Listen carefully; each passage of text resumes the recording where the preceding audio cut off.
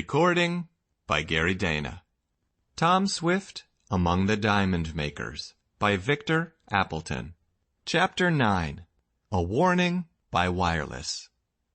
Rapidly the airship ascended, and when it was high over the town of Shopton, Tom headed the craft due west. Looking down, he tried to descry Mary Nestor in her carriage, but the trees were in the way, their interlocking branches hiding the girl.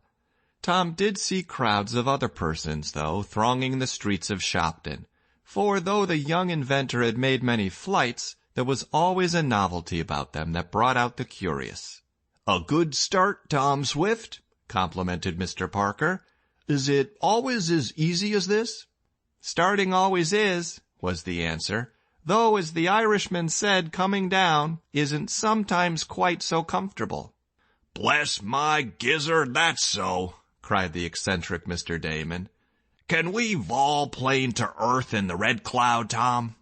"Yes, but not as easily as in the Butterfly. However, I hope we will not have to. Now, Mr. Damon, if you will just take charge of the steering apparatus for a minute, I want to go aft." "What for?" "I wish to see if everything is all right. I can't imagine why Eradicate was making those queer motions." Mr. Damon, who knew how to operate the Red Cloud, was soon guiding her on the course, while Tom made his way to the rear compartments through the motor room, where the stores of supplies and food were kept. He made a careful examination, looking from an after window and even going out on a small open platform, but could discover nothing wrong. "I guess Rad was just capering about without any special object," mused Tom. But it was not long after this that they learned to their dismay that the colored man had had a method in his madness. On his way back through the motor room, Tom looked to the machinery and adjusted some of the auxiliary oil feeders. The various pieces of apparatus were working well, though the engine had not yet been speeded up to its limit. Tom wanted it to warm up first. "Everything all right?" asked Mr. Damon as Tom rejoined them in the pilot house, which was just forward of the living room in the main cabin. "Yes, I can't imagine what made Rad act that way. But I'll set the automatic steering gear now, Mr. Damon, and then you will be relieved." Mr. Jenks was gazing off toward the west, to where he hoped to discover the secret of Phantom Mountain. "How do you like it?" asked Tom. "It's great," replied the Diamond Man. "I've never been in an airship before, and it's different than what I expected, but it's great. It's the only craft that will serve our purpose among the towering mountain peaks where the diamond makers are hidden. I hope we can find them." In a little while the Red Cloud was skimming along at faster speed, guided by the automatic rudder so that no one was needed in the pilot house since there was no danger of collisions. Airships are not quite numerous enough for that yet, though they may soon become so. Tom and the others devoted several hours to arranging their staterooms and bunks and getting their clothing stowed away, and when this was done, Mr. Parker and Mr. Jenks sat gazing off into space. "It's hard to realize that we are really in an airship," observed the Diamond Man. "At first I thought I would be frightened, but I'm not a bit. It doesn't seem as if anything could happen." "Something is likely to happen soon," said Mr. Parker suddenly, as he gazed at some weather instruments on the cabin wall. "Bless my soul, don't say that," cried Mr. Damon. "What is it?" "I think from my observations that we will soon have a hurricane," said the scientific man. "There is every indication of it." And he seemed quite delighted at the prospect of his prediction coming true. "A hurricane!" cried Mr. Damon. "I hope it isn't like the one that blew us to Earthquake Island." "Oh, I think there will be no danger," spoke Tom. "If it comes on to blow, we will ascend or descend out of the path of the storm. This craft is not like the ill-fated Whizzer. I can more easily handle the Red Cloud, even in a bad storm." "I'm glad to hear that," remarked Mr. Jenks. "It would be too bad to be wrecked before we got to Phantom Mountain." "Well, I predict that we will have a bad storm," insisted Mr. Parker, and Tom could not help wishing that the scientist would keep his gloomy forebodings to himself. However, the storm had not developed up to noon when Tom, with Mr. Damon's help, served a fine meal in the dining room. In the afternoon, the speed of the ship was increased, and by night they had covered several hundred miles. Through the darkness, the Red Cloud kept on, making good time. Tom got up occasionally to look to the machinery, but it was all automatically controlled, and an alarm bell would sound in his stateroom when anything went wrong.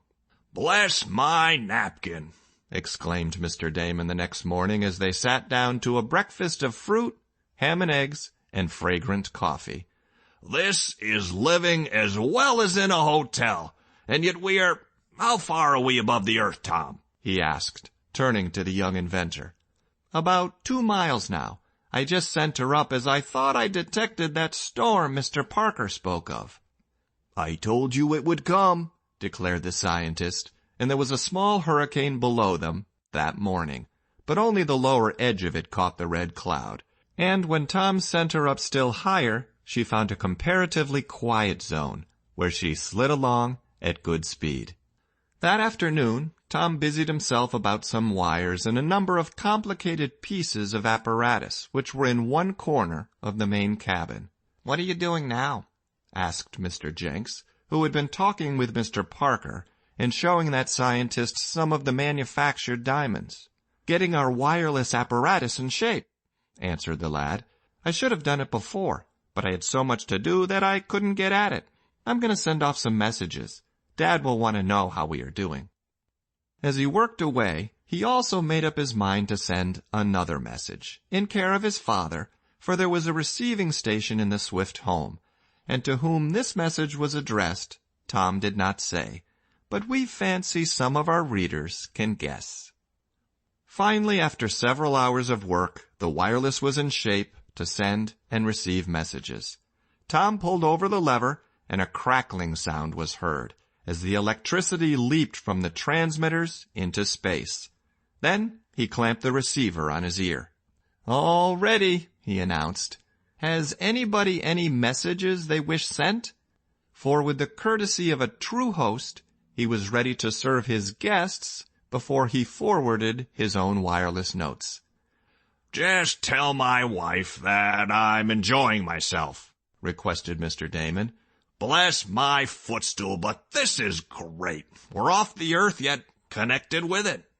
Mr. Jenks had no one to whom he wanted to send any word, but Mr. Parker wished to wire to a fellow scientist the result of some observations made in the upper air. Tom noted all the messages down, and then, when all was in readiness, he began to call his home station. He knew that either his father or Mr. Jackson, the engineer, could receive the wireless. But no sooner had the young inventor sent off the first few dots and dashes representing SI, his home station call, than he started, and a look of surprise came over his face. "They're calling us," he exclaimed. "Who is?"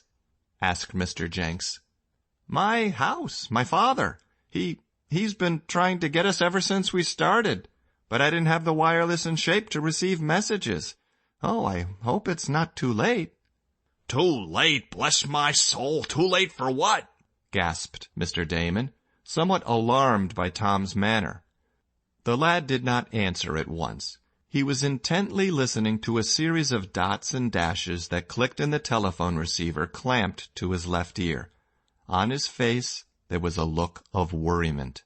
"Father has just sent me a message," he said. "It's a warning flashed through space. He's been trying to get it to me since yesterday." "What is it?" asked Mr. Jenks, rising from his seat. "The mysterious man is aboard the airship hidden away," cried Tom. "That's what Eradicate was trying to call to our attention as we started off. Eradicate saw his face at a rear window and tried to warn us. The mysterious man is a stowaway on board." End of chapter 9.